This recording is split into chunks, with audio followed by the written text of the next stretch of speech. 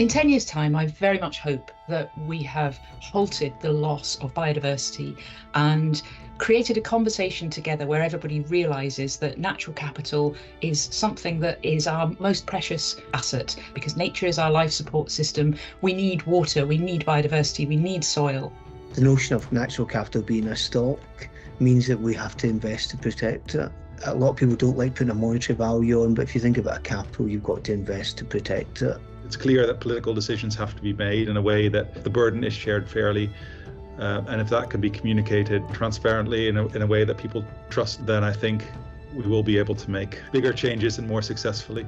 We see lots of examples of investment in nature being used as a kind of thin veneer under which businesses and governments hide business as usual.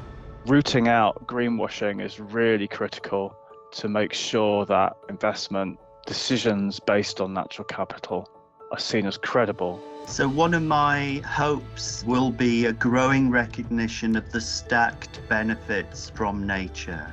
We can actually create investment opportunities in nature restoration.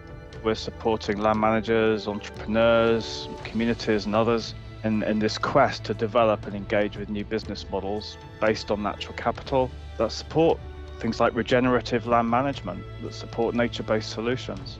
I'm undertaking the development of a new tool that will facilitate decision makers to take a natural capital approach at the landscape scale. You can clearly see your natural capital priorities on a map. You need information to be placed into context.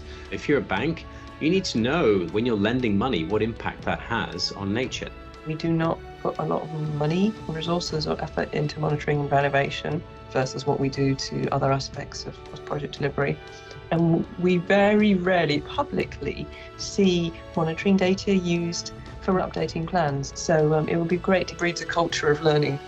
We'll get better by acting to try and sustain the environment in a way so it delivers multiple services rather than a kind of single issue focus that only benefits one group. We need the private sector, and in particular the finance sector and businesses, to play their role. And we need collaboration between different types of actors that aren't usually working together. We need to accelerate our work to ensure that natural capital perspectives are taken into the boardroom where decisions by businesses will be made.